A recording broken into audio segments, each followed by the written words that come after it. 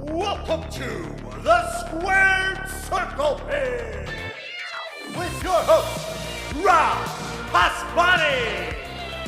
Now entering the Squared Circle Pit, he is the bassist of Taking Back Sunday.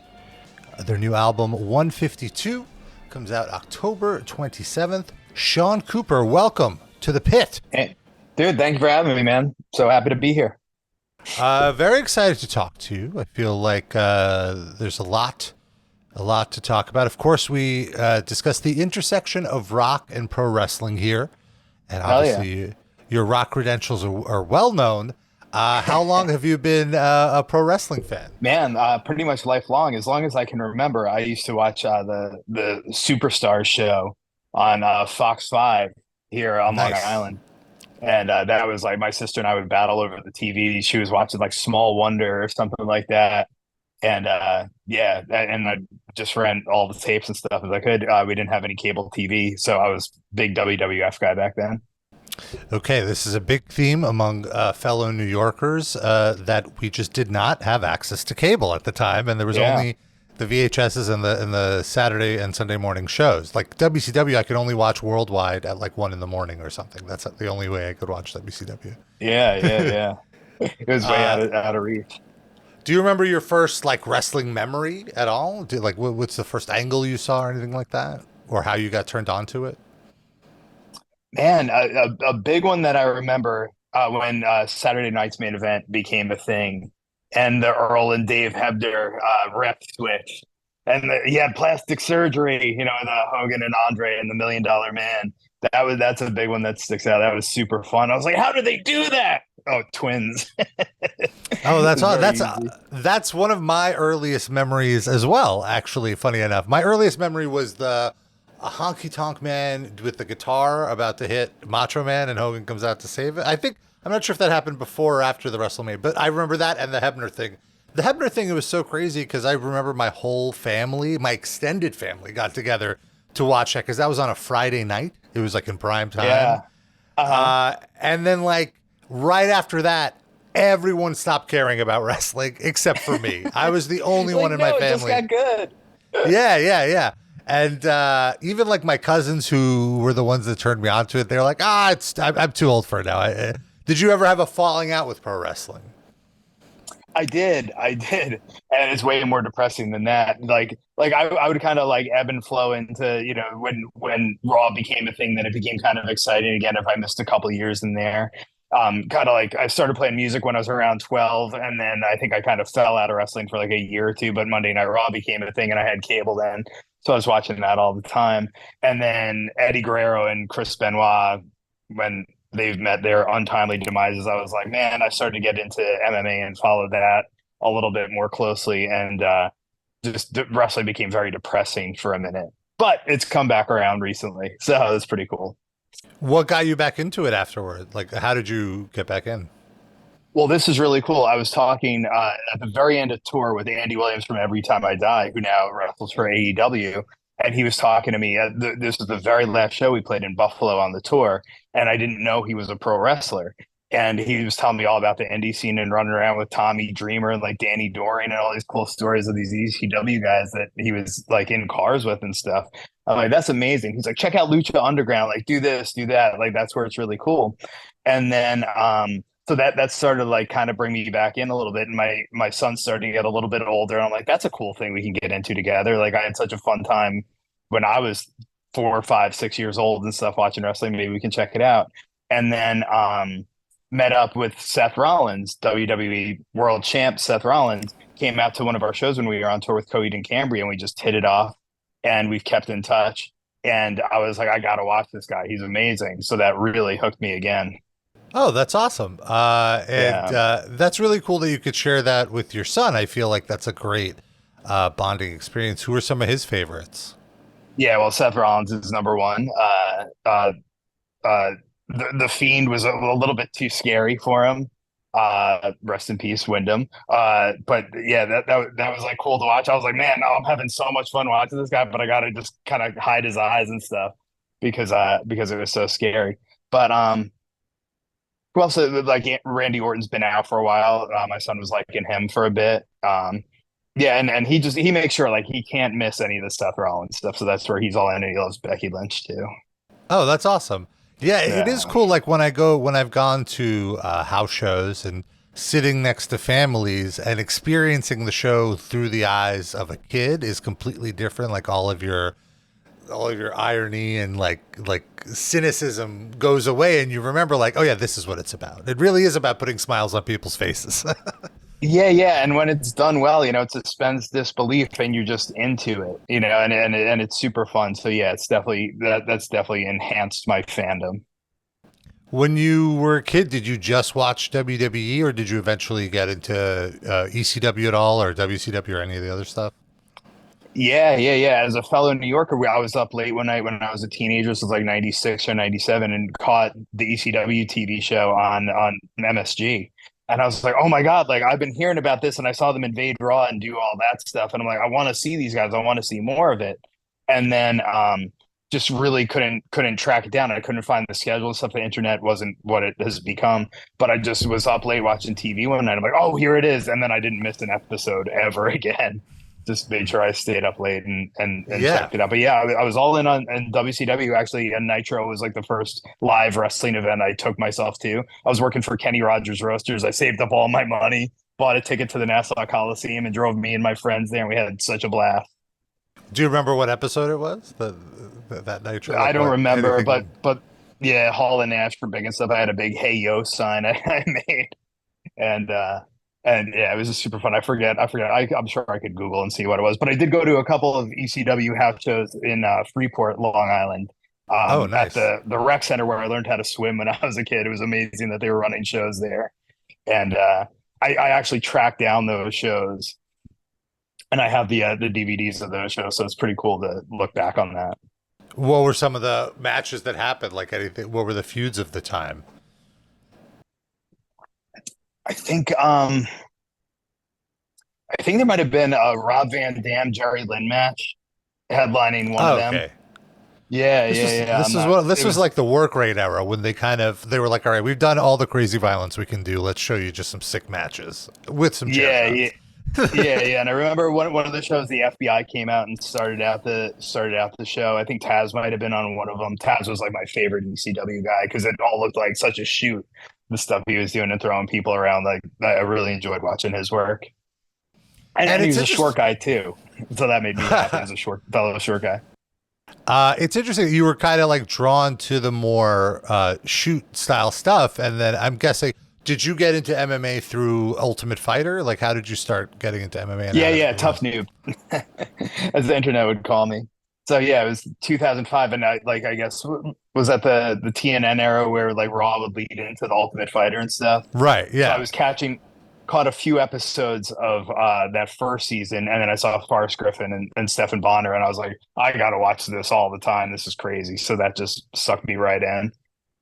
And then it just kind of made wrestling like seem extra fake. Oh, and I'm guessing also the Benoit stuff. Like that was it's interesting because for me too, I kind of took a break around that era. Also, it helped that the writing was atrocious. Like that made it much easier. There wasn't Yeah. really anything to stick around for. I never really got into the MMA stuff just Mhm. because for me it was so much about the storytelling that MMA kind of felt like boring at times, and also Sure, sure. either boring or like way too violent.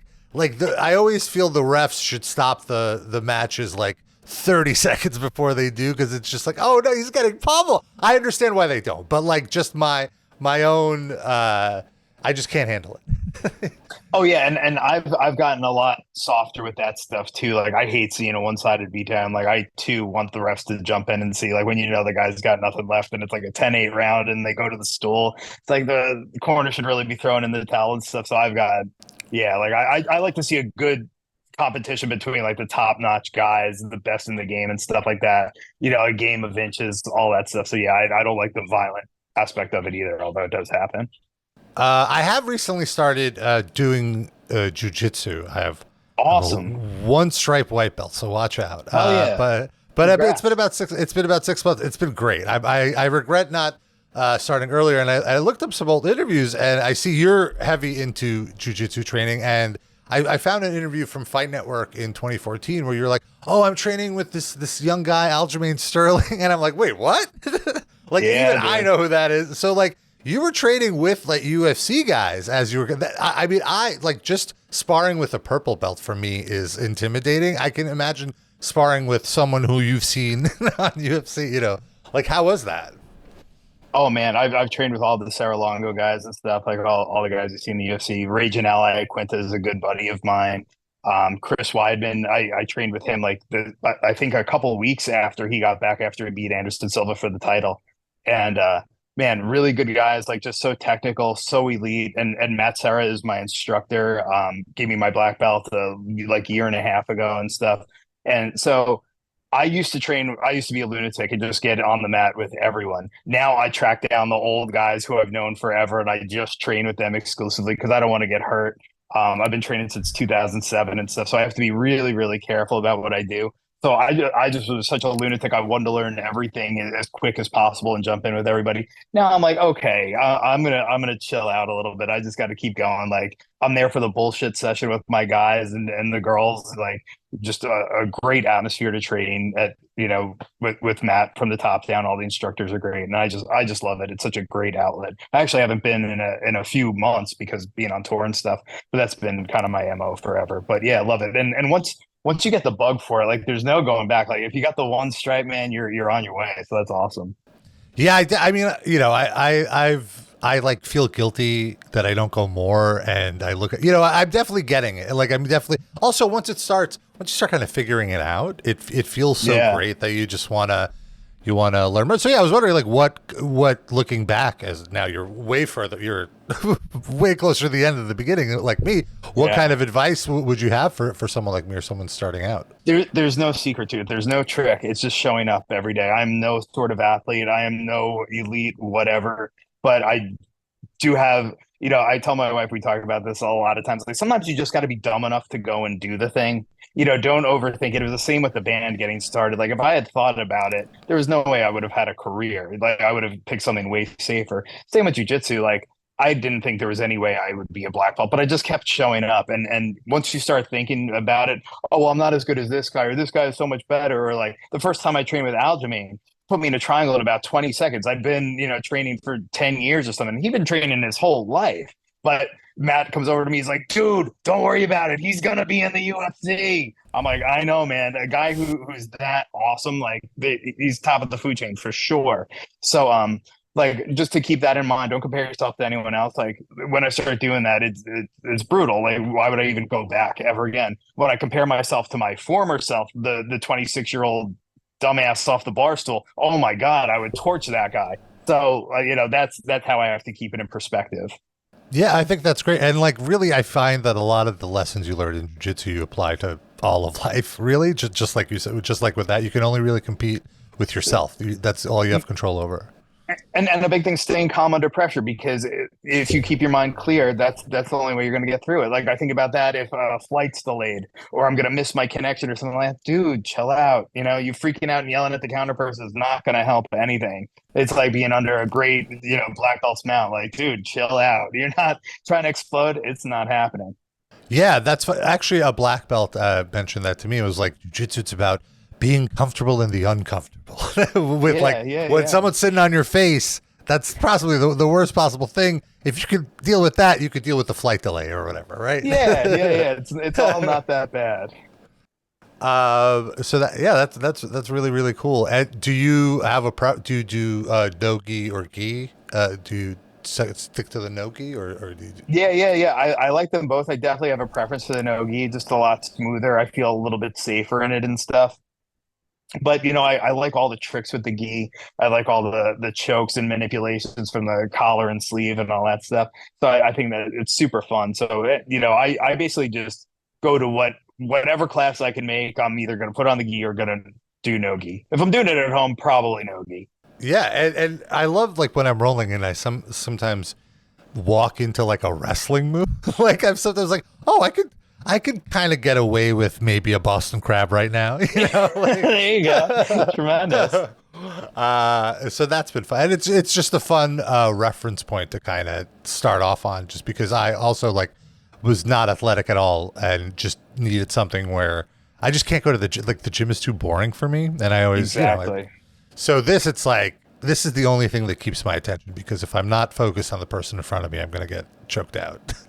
Yeah, I was exactly the same. It keeps me moving. But and then in turn, I started working out around purple belt. I was like, I want to get stronger to stay safer. I don't lift crazy heavy weights and stuff, but like, light deadlifts and stuff are really important for lower back things and keeping the posterior chain in line and all that stuff. So like I found that I enjoy working out way more. I mean, it took like 10 years of jiu-jitsu before I started to actually lift weights and do other things, but it got me to think about other things for longevity and just like for getting older too.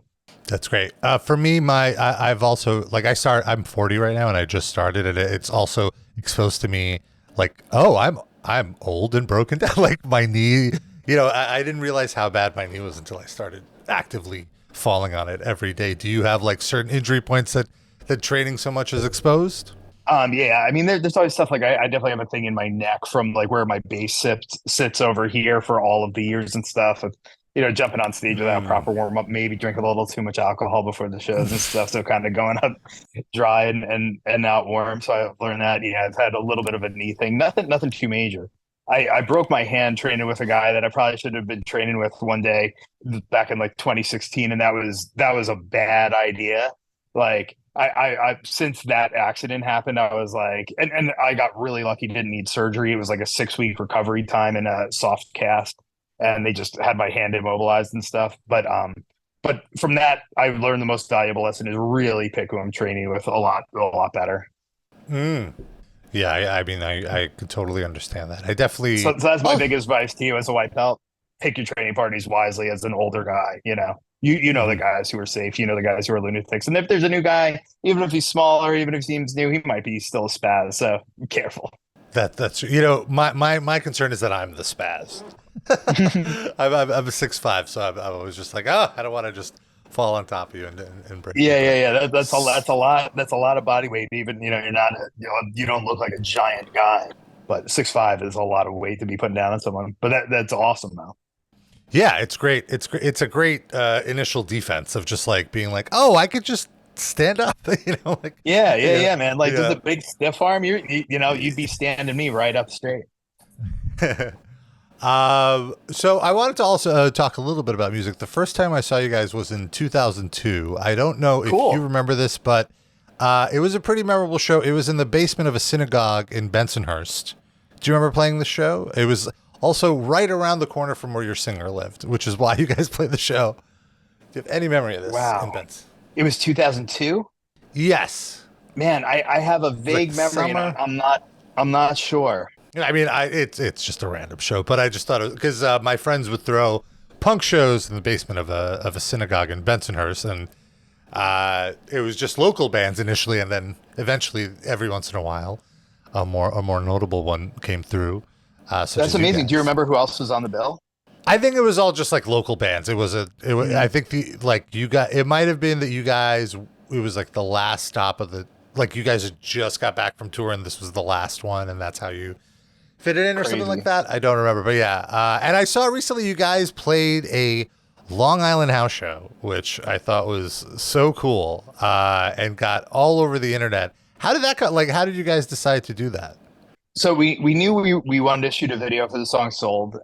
We had kicked around a bunch of different concepts, and our drummer Mark had the idea of making it like a backyard party. So we reached out to a whole bunch of different people, and to our friend Mike Dubin, he's like, they put on hardcore shows out in Lindenhurst, like where you guys started, all of the time. We could probably do it at this house. Like the neighbors are really cool, and let's see. So we said, okay, cool. So we shot the video. We played the song like, I don't know, 10, 12 times. Our director, DJ Bronner, had us keep going through for different angles and stuff.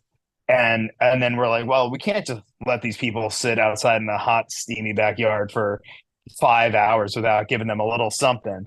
So we played just a really quick impromptu set with minimal production, minimal nothing. It was very old school, like just voices coming through the PA, guitars were just cranked coming through the amps and stuff. And the crowd went off. They were just calling out songs and stuff. And it was such an amazing time. And it was really like a cool thing to kind of come back to our roots. Yeah, that must have felt great because I'm sure you haven't played a show that intimate in a little bit. I feel like you would get reflective in a moment like that. Like, look at how far we've come from doing this kind of stuff. Yeah, especially in that environment too. Like that's what made it so special too, to know that it's a real place where real shows like bands like us, up and coming bands from Long Island are still doing the thing, the place that we came out of. And, my ear's not to the ground when I'm home from tour and not doing band work. Like I get brief moments to train and stuff, but I'm taking care of the kids and we have so much family and stuff that it's like a nonstop kind of thing. So I don't go to shows. Like it's very rare. My wife and I got a date night to go to the city or do something cool. And so knowing that that's happening, it was a real full circle moment for us. And we all felt so great about it. Yeah. And you do give back to the scene in that venue now got all this notoriety and press. And now like new kids who could come check it out that probably didn't know that venue existed. Yeah, I hope that happens. I hope a lot more bands play there. And I wouldn't be surprised if some of our friends, touring national, international acts, like, hey, we want to play a backyard show there too. So I think that'd be awesome just to keep that thing going. So what is your wrestling diet like now? There's so much wrestling on TV. Even as someone who was a completist growing up, I've given up on it. I can't watch everything. I don't watch Raw anymore. So what do you watch regularly? So my son and I will watch Raw. It's usually a little bit late before he goes to bed and stuff on school nights and stuff. So we'll watch it maybe next day and we fast forward through the commercials and the things he's not too interested in. So we really condense that time. And then every once in a while I'll be able to check out AEW when I have enough time and stuff and see what's going on there. But mostly we'll make time for the premium live events, not pay-per-views anymore, right? Premium live events. I want to make Vince happy. So we watch that and all those events have been great. And, there's so many recaps and stuff. I feel like I'm never too lost in what's going on. Right. And so do you just stick to the WWE ones or you check out the AEW ones as well? Yeah. Mostly just because of the time and stuff. But yeah, I do think AEW is really cool and super fun. I really like what they're doing. But yeah, usually just the Wednesday shows and stuff I can check out. Okay, yeah. And really, like you said, with social media, if anything is happening, you're going to know about it, right? Like it's going to come to you. And it's interesting. Before, I used to hate spoilers. I would avoid everything. Like I just have to watch it firsthand. And now I'm almost the opposite. I want the spoiler to know if I should invest my time. Absolutely. Yeah. I'm absolutely the same. So when you were on the road and before, you had a kid, like family time, like how would you keep up with pro wrestling? I would read all the internet dirt sheets and stuff. I would check those out pretty religiously. And then I'd fire up my laptop and stuff when we got to a venue and connect to the Wi-Fi or plug in. And then that's how I would stay connected. And then like, luckily we'd have a lot of Mondays off. Usually like that's a kind of like our day of the week off on the road. So I'd be able to catch Raw and stuff like that when I got to a hotel room. Right, because Monday's a typically difficult day to draw for a live event, but not for pro wrestling, I guess. No. Yeah, so that's cool. So, who are your guys now? Like you mentioned Seth Rollins, but like who do you enjoy watching with the pro wrestling stuff? Yeah. I always think Becky Lynch is great. I'm tuning in to see whatever she does. Chad Gable is really fun to watch. Finn Balor, he's awesome. Those are my big guys that I like a lot right now. Is there anyone on the roster that you feel is underutilized that you wish they do a little more with? No, I'm not really sure. I haven't dug. You don't have that investment in it yet at the moment. Yeah. In AEW, I really like John Silver's work. I'd like to see some more of him. Is that one of your Long Island buds, John Silver? Yeah. We met last year at one of our holiday shows, and it was really nice meeting him. We have a lot of mutual friends, and I just really like his work. I liked his work before I met him and stuff, so I'd like to see more of that guy. Once I started the show, I didn't realize just how many wrestlers are into rock stuff. It's something that they don't really reveal that much. But like, is it kind of crazy to have someone like that kind of come up to you? Or like when you met Rollins, I'm sure he was like, "Oh, I love your band. It's so great." And you're like, "No, dude, I love you." You're like, you're both fanboying at each other. Yeah, well, I think like the commonality is we're all carnies. We're going around the country, flying our craft and stuff, and hoping people like it, and working really hard on it. And it's not a typical job. It's not your typical 9 to 5, and you have to be super passionate to keep it up. And the ones that actually make it, are just a different kind of breed of person, because there's so much BS you have to put up with just to get the thing going, and then to sustain it is not very easy. So I think there's some like-mindedness between the two arts. And like with pro wrestling too, like I always have the dream of going to a pro wrestling school and learning how to do it, but at the same time I kind of don't want to learn the trick. Just like stand-up comedy, like I love stand-up comedy, but I also don't really want to know how it works entirely behind the scenes, because I like the magic of it. So you've never gone to train pro wrestling? You've never done any attempted to take a bump, even see what it feels like? No. I mean, in jiu-jitsu, I've taken enough bumps, I think, and right. that's I mean, it's basically the same, right? You do the back falls. It's basically. I think so. Right? Yeah. Like, man, I've been hitting some pretty hard judo throws and stuff. I'm like, man, I don't know if I want to do this, for my, enjoyment, all the time. I saw on your Instagram there was a while back where you went to a Raw with your kid, and you guys had pretty sweet seats. What was that like? Was that I mean, I feel like watching from the first few rows, I was lucky to do that a few times. It's like a completely different experience than the traditional, 100s, 200s kind of viewpoint. Yeah, it was an incredible experience. It was super awesome. Yeah, we had first row seats. That's the first time I ever had anything like that at the Nassau Coliseum. That unfortunately is like 20 minutes from my house, and they don't do anything there anymore. Like I heard Madonna's been rehearsing there and stuff. But yeah, they everything like goes to UBS or MSG, which is unfortunate because I love going to events there. But one of the coolest things ever, and like it was the only time we were caught on camera, was AJ Styles got thrown into the barricade, and he hit that thing so hard. We all just went, "Wow!" And like you see us kind of jump, and it was absolutely legit, because man, we were absolutely shocked. But it was a really, really cool time. How did your son react to seeing all these characters in person, in the flesh? Like they're real people. They're not just people on the TV. Yeah, he was blown away, and Seth Rollins was in the main event that night. And he took off his shirt and gave it to the referee. The referee ran it over to my son. And my son was like, "What?" It was like, Bret Hart giving the glasses. I was like, dude, this does not happen. Like, this is really, really cool. And him, it's just Monday night. Yeah, like, isn't that like you just think about yourself at that age and you were like, I would have lost my shit if this happened to me. Yeah. Like, would have never been the same. So, yeah, really, really cool moment. We'll never forget it. That's awesome. And I saw you went to Evolution too, which I guess it's just like if there's a show at Nassau Coliseum, you're showing up. That was it. Yeah. If I was home and I could make it. But yeah, Evolution was really, really cool to see. We had to go home. My son really hit the wall and he was so tired. So we left for the main event, but we watched it on TV as soon as we got home, and the women tore down the house. That was a super fun event. Really cool. Yeah, I wish they would do it again. I really, really enjoyed it. And I thought it was a fun concept for a show. It felt like a unique thing. Yeah, the talent is so deep too. I'd love to see more of that. So I wanted to, you were talking a little earlier about, how you're wrestlers and musicians. You're both carnies.